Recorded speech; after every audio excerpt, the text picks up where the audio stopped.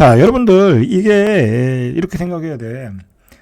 좌파 정부는 여러 가지 문제가 있었어요. 그죠? 시장을 완전히 죽여놨어. 그죠? 시장 완전히 죽여놓고 시장이 왜곡됐어. 그러니까 가격도 왜곡되고, 그죠? 무리한 규제, 그죠? 무리한 세금 분명히 있었어. 근데 이제 윤석열 정부 들어와서 어마어마하게 지금 규제를 풀어주고 있잖아. 이 세상에 이렇게 규제 잘 푸는 정부는 내가 처음 봤어. 그죠? 여러분도 처음 봤을 거야. 아니 세상에 뭐 안전진단을 없애자고 하는 대통령이 어디냐고. 뭐 그게 잘못됐다는 얘기는 아니에요. 근데 정말 과감한 대책 규제 완화죠. 뭐 그것뿐만이 아니라 뭐 세금 규제 완화도 엄청나게 풀었고, 그다음에 오피스텔 규제 완화, 오피스텔 세제 완화, 뭐 정말 옛날에는 생각도 할 수 없는 규제를 다 풀고 있어. 그죠? 다 풀고 있다. 자, 근데 어쨌든 그것이 장기적으로는, 중장기적으로는 효과가 났겠죠. 그죠? 안 날 수는 없어요. 시장 경제로, 그 정책의 포인트는 시장의 공급 물량을 불어넣겠다라는 거잖아요. 엄청난 규제 완화로. 그죠? 재개발 규제 완화하면 엄청난 공급 물량이 중장기적으로 나올 거 아니야. 그거는 나쁜 건 아니에요. 중장기적으로는 좋은데. 근데 단기적으로 이렇게 폭등하는 분양가는 어떻게 찾겠냐라는 문제가 안 나오더라고, 정확하게. 그죠?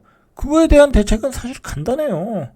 요번에 일심 대책에서 뭐 그린벨트에 2만 가구 짓겠다라고 했는데, 그건 완전히 구색이야, 구색. 그죠? 2만 가구 가지고 누구 코에 붙이냐고.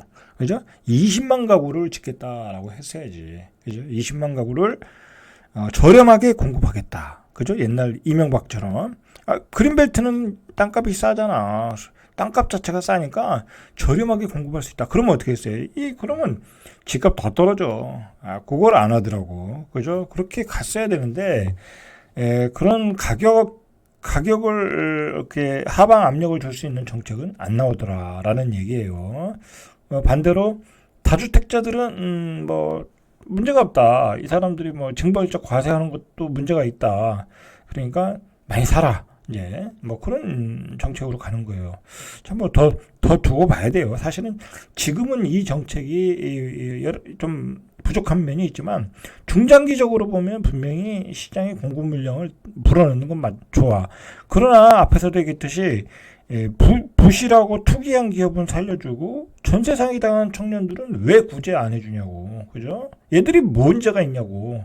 그죠? 정부가 보증보험 제도라는 걸 만들어줘가지고 보증보험 믿고 들어갔는데, 그래서 그 중간중간에 변하는 그 세세한 것까지 얘들이 어떻게 챙기겠냐고. 그죠? 자, 그럼 분명히 불합리한 면이 있어요. 자, 태영도 이제 워크아웃이 시작된다고 하지만 벌써부터 이 이야기가 나오는 게, 제2금융권의 빚도 4,400억이래. 제2금융권, 여긴 금리도 비싸. 1금융권과 2금융권에 합쳐서 한 7천억 원 정도를 받았다라는 거야. 그죠? 물론 전체적으로 2조 5천억인데 2금융권도 빚이 만만치 않다라는 거야, 지금. 그러니까 워크아웃을 했지만은 앞으로의 그 사업장의 점검, 어떤 그 사업성에 대한 어떤 파악을 통해서 정리하는 과정에서 부실이 더 나올 수도 있는 거야. 야, 이거는 완전히 도저히 안 되는구나. 그리고 그저께 보니까 그 PF 금융을 대출을 해주면서 막 비리가 어마어마하게 나왔잖아요. 그 증권사 직원들 몇백억씩 헤쳐먹고. 사실은 태영도 이렇게 말도 안 되는 사업을 벌이면서 제 추측건데, 이 밑에 있는 놈들이 다 헤쳐먹은 거야. 그죠? 이 부실한 사업장을 안 해도 되는 거, 냉정하게 보면 하지 말아야 되는 사업장인데, 그 밑에 있는 놈들이, 이 회장들은 알겠어요. 그 밑에 있는 놈들이 다 헤쳐먹다 보니까, 이 부실한 사업장들을 많이 사업을 벌리다 보니까, 이렇게 아주 그 기업이 망하게 되는, 그죠? 졸제 망하게 되는 그런 사태까지 사실은 나온 거야. 이 회사가 썩은 거죠, 이거는. 그죠? 자, 결론적으로 이 워크아웃까지 오게 된 것은, 결국 워크아웃을, 이게 사실은 태형을 워크아웃 생각이 없었어. 그냥 날리려고 했는데 정부는 날릴 수가 없었거든. 그러니까 어떻게든 워크아웃으로 끌고 들어오려고 하는데 그게 SBS 지분이었다고. 그죠? 그걸 내놔라. 담보로 나중에 내놓겠다고 했어요. 그래서 2차 자구안으로 만약에 1차 자구안 가지고 돈이 모자르면 SBS 미디어넷 이런 건 요즘 뭐 다 알자니까 DMC 미디어 지분을 담보로 해서 내놓겠다. 뭐 추가 지원하겠다. 그런 얘기야. 결국은 거기까지 약속을 받아내면서 워크아웃은 성공했고 정태영 입장에서는 도저히 받아들이지 않을 수가 없었던 거야. 안 받아들이면 말 그대로 배임 행령으로 그냥 잡아놓고 SBS 허가 취소해버리고 그렇게 되는 거지. 뭐 정부가 뭐 가만히 있겠냐고. 그죠? 울며 겨자 먹기가 됐다.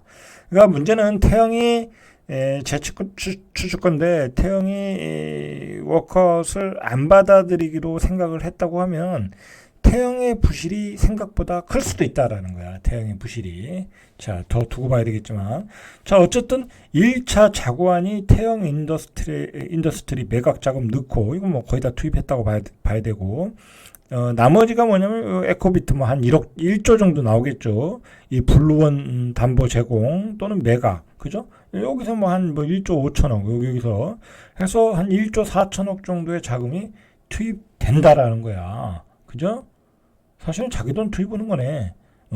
근데 그러고도 부실하면 문제가 있겠죠. 그러니까 지금 2조 5천억이니까 1조 5천억 정도 투입을 해서 전부 다 이제 먼저 넣은 것도 있으니까.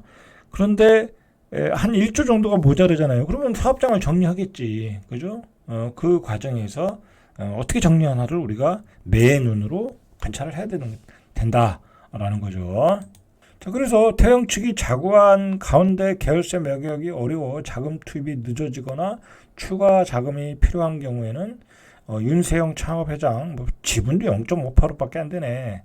자, 그리고 윤석민 회장 25%가 보유한 TI홀딩스 지분과 TI홀딩스가 보유한 SBS 지분까지 채권단에 담보로 제공하겠다라는 거예요. 만약에 이제 자금 모자르면 1, 2차로 투입한 자금이 모자르면 담보로 제공하겠다. 여기까지 가겠죠? 그죠? 뭐 정부가 내가 보기엔 정부의 목적은 이거야. 그죠? 뭐 제가 보기엔 태영을 살려줄 것 같지는 않아요. 그죠? 그래서 더 두고 볼 필요가 있어. 이걸 노리는 그 회사들이 얼마나 많겠냐고. 이 SBS를 노리는 회사가 뒤에서 엄청나게 로비를 할 것 같아. 그죠? 세상은 그렇게 무서운 거예요. 한마디로 회사가 망할 때는 그냥 그 기업을 먹으려고 흡혈귀처럼 다 달려드는 거야. 뭐 세상이 그런 거죠, 뭐. 그죠? 자, 어쨌든 2조 5천억인데 토지 매입이나 인허가 단계 등 불이익지론 보증이 1조 2천억. 그러니까 적지 않아, 지금. 이건 뭐 사업 벌리지도 못하고 이거 벌리지도 못한 거 아니야. 토지 매입 인허가 단계 불이익지론 2단계면 이건 1조 2천억은 벌리지도 못한 거야. 분양률이 75%에 미치지 못한 사업장이 1조 3천. 그러니까 2조 5천억 맞네. 그러니까 지금 부실한 사업장이 2조 5천억이란 얘기야. 2조 5천억인데 1조 5천억 넣어서는 보증을 쓸 수는 있는데 부실한 사업장이 뭐 또 부실해지면 분양도 안 되면 그 뭐 이자는 어떻게 할 거냐고. 그 나머지는 또 날려야 되겠네. 그죠? 한 1조 정도는 뭐 추가로 돈이 들어가야 되거나 아니면 뭐 채권단이 뭐 보조해 주거나 아니면 LH로 넘어가야 되거나. 그죠? 그렇게 돼야 되겠네. 그죠?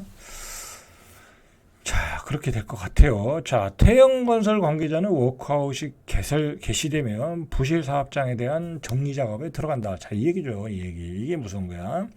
대주단 협의체를 통해 분양률이 높지 않거나, 그죠? 분양 가능성이 없는 거.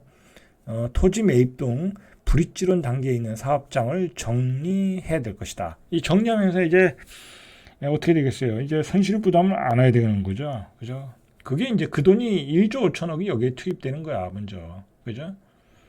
그러니까 이게 참 워크아웃이라는 게 괴로운 거예요. 어떻게 보면 뭐 기업 입장에서는 이제 워크아웃을 할 필요가 없겠죠. 이번에 계기를 보고 이제 다른 계열 이제 만약에 이제 다른 그룹에서 또 이런 사태가 벌어지면 그냥 날리세요. 그러겠죠. 그죠? 이제 워크아웃을 안 하려고 그러겠죠.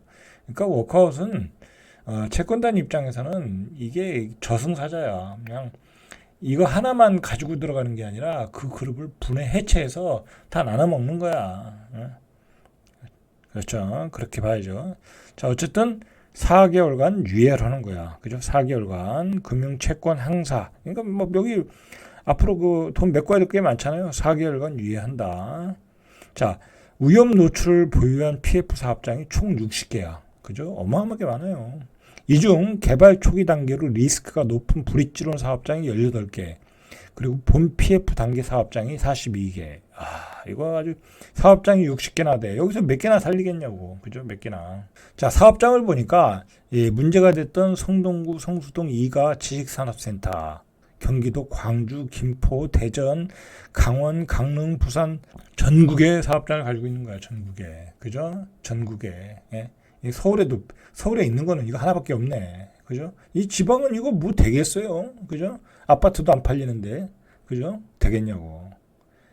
자, 태형건설이 시공을 맡은 사업장이 돈을 빌려준 금융채권자도 다양하고 사업장 수도 많아 실사 과정에 변수가 될 것이다. 자, 태형이 이 사재를 내놓는 이 워크아웃 선택한 데는 바로 방송이에요. SBS. 정부가 억가 받아들이지 않으면 방송업가 취소할 수 있잖아요. 그러면 괘씸죄 걸려서 취소해버리지. 할 수 없이 받아들였다. 그렇죠. 그렇게 보셔야 돼. 앞으로 4개월이 중요하겠죠. 그죠? 4개월에 따라 태형의 흥망성쇠가 결정되겠죠. 자, 이상 절대값TV의 명품 PD 한PD였습니다.